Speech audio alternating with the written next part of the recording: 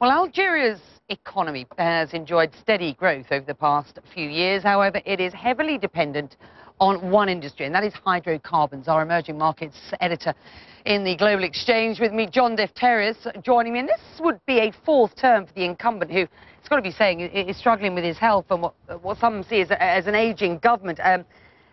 Sclerotic Algerian politics. To all intents and purposes, it's the same people running the political sort of franchise than were way back when in 1962 at independence. Actually. Yeah, no, in fact, most people don't know that fact. This is the same generation that fought for independence in the 1960s and the same generation, of course, that fought against the Islamists in the 1990s when there was 200,000 deaths.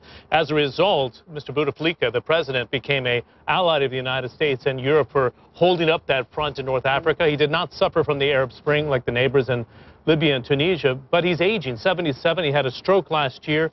You recall, Becky, in January of 2013, we also had the In Amenas attack on the gas facility on the border with Libya when we had 40 workers for Statoil and BP killed in that attack. And it raises questions about how much control does he have over the country. He served 3 months in France because of the stroke.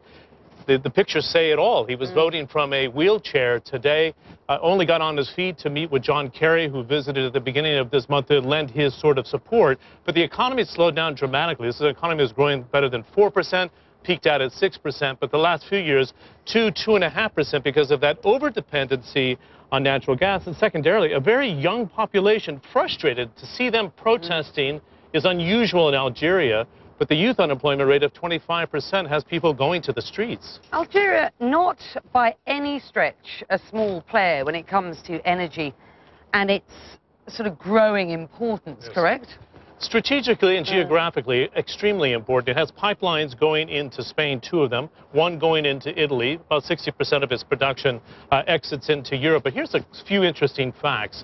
#1 natural gas producer in Africa. #3 when it comes to oil, behind Nigeria and Angola. How about that fact? It was the first LNG producer in the world going back to 1964. Qatar has made its name doing the same. It only has about 2.5% of global reserves. But the plan is, Becky, they've got very large shale gas deposits. I recently spoke to the Minister of Energy and Mining and suggested, how much do you really have under the ground? This is what he had to say. We knew that we had a huge potential, but we wanted to check it through different studies. And the conclusion is that the present level of our potential of unconventional between tight and shale is more than 6 times our present level of reserves. So that's quite a bold statement, isn't it? 6 times the reserves that they have now. They're a #1 gas producer.